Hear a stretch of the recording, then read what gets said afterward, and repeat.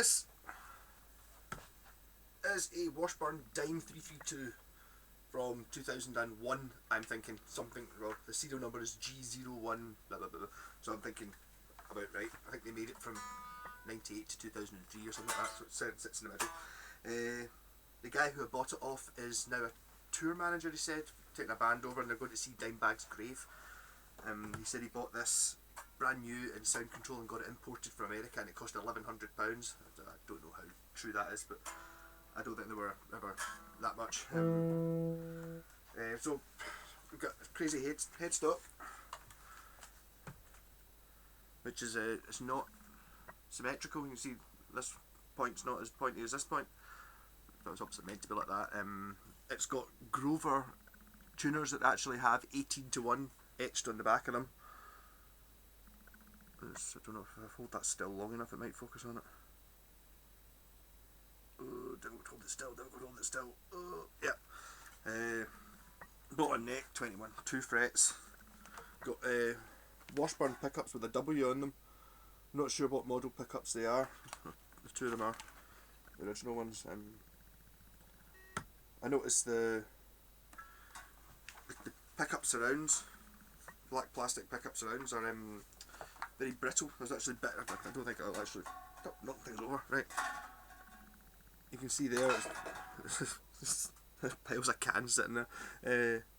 The bits of them are snapped off. I will, if I'm going to sell this, I think. So I've got a couple sitting in a box. I'll just put them in and pack it with it. To be honest, I wasn't going to bother changing them because all they do is hold the pickups in. I will stick a couple of plastic. You can get them from China for 50p each or something. I'll stick them in the box when I sell it. It's 2 strung. It's got like a Flying V metal piece here from, I can't remember what is it, a 58 Flying V, and it's like got the Telecaster type ferrules in the back. Volume, tone, 3-way switch.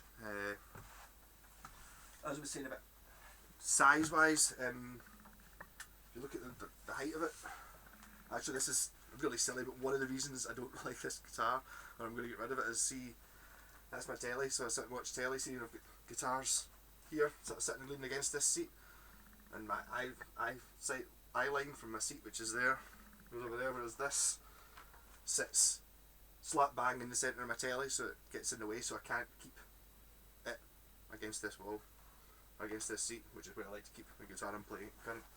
It's a bit of a silly reason, but that's one of them. Also, I don't really know anything about Pantera and Dimebag. I did see him once. He was very cool at Ozfest in Milton Keynes Bowl '98. There's like, obviously I recognised his face from Guitar Magazine and stuff, but never heard any of his music. But he did come out and he was just like with a guitar like this, and everyone was cheering, and it was like, oh, who's that? Wow! It's like you could totally see, like when you see Elvis on stage, you kind of go, all right, I get it. I can see what everyone loves about it, loves about the guy. So I can't actually play. I'll play a wee bit just now, but I can't actually play any Pantera. I don't know any of what I have heard. I instantly forgot. So I can kind of. I think I'm probably not using the right sort. I'm using a rat pedal, but it's kind of more of a sort of vintagey, should drivey thing. I think really for this sort of guitar, you want like one of your, more your sort of Mesa Boogie, really driving things. I do have a metal master a micro metal muff pedal which I should plug in, but I don't have a battery for it. So this is just the rat, so it's not as distorted as it should be, which I think is what this guitar is for. It's not as good as that.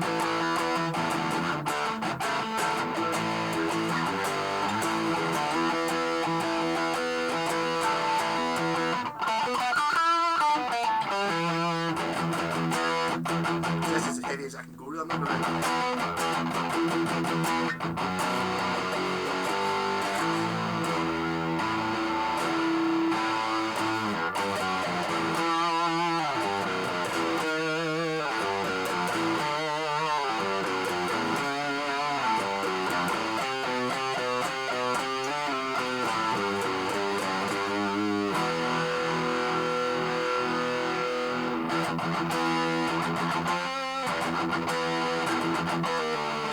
See, it kind of kicks in there. I can't really play any Megadeth. I played that one riff, but it kind of did that. You kind of hear it. That's what this guitar's for. It's got a strange neck profile. It's kind of I'm really bad at describing these things. It doesn't have big shoulders on it there. It's very, would it be D-shaped or C-shaped? Whatever one it's at. It's like that as opposed to being, do you know what I mean? Yeah. Heavy metal one, I suppose. I imagine this is meant for detuning and stuff. That'd be why you get this one. I don't ever detune, but I mean, if you're going to do that, obviously you don't want Floyd Rose and stuff. You just want through strung like that. There's not anything else really interesting about it. It's almost exactly a Flying V and an Explorer put together, because actually I've got a Flying V. So if you look there and you put that, if it lined up, if that wasn't actually plugged in, it would that would be a bit noisy. So it's like, there you go, there's the Stanford back of it. You can see that it's almost exactly a Flying V. And this is a spiky Explorer, an Ibanez one, but so that bit there's not like an Explorer, but if you put that on there, it's pretty much that, see? But, so I've got this one and I've got that one, so I really wanted to play this one. I could just keep these two. I can't get rid of that because I made it myself, or heavily modified it myself. And the Flying V had a broken neck at one point and I fixed it, so I can't get rid of that either. But this one doesn't have any such problems. It was very dirty when I got it.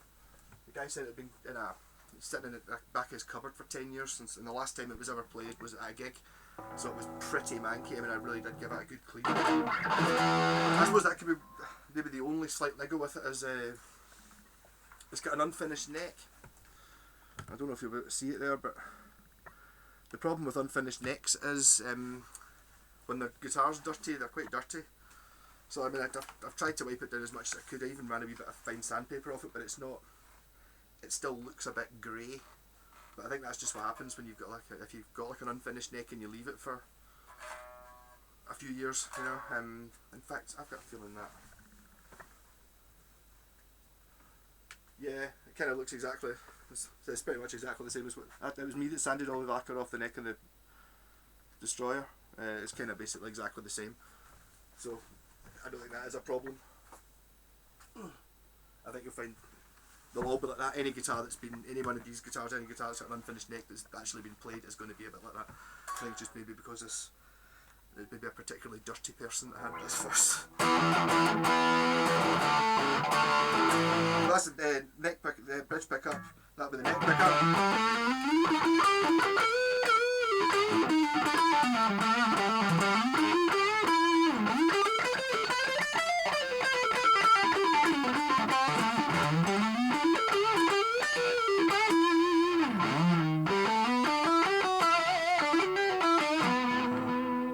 I don't like having the two volume controls. One of my Ibanez Roadster over there has that.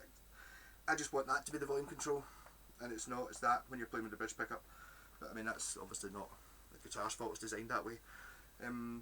Also, to talk about the size of this, like there's a kind of like a sort of Stratty type thing, normal size. You see, you sit it on the ground there.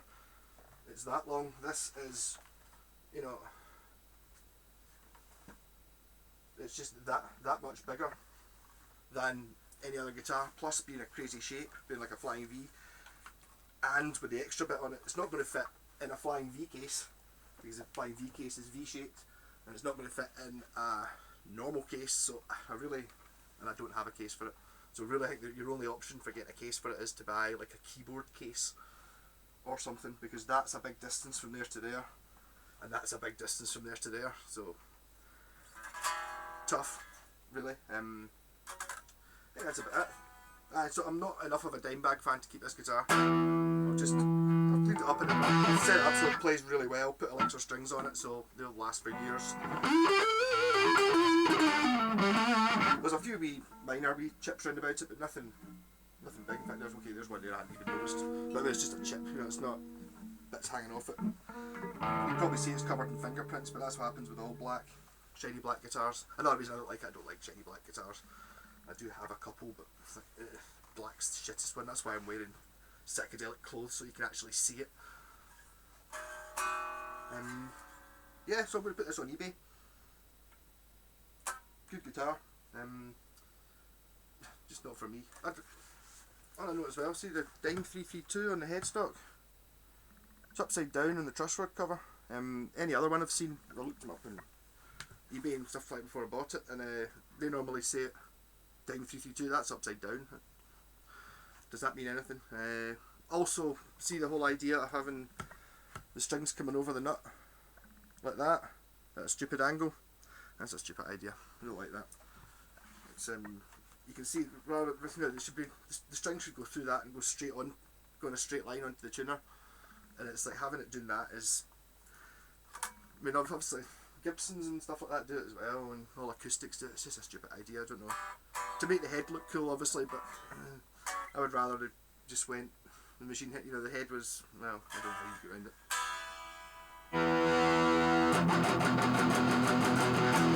I've not actually touched the distortion. Alright, okay, so that's the rat up at full. Right, okay.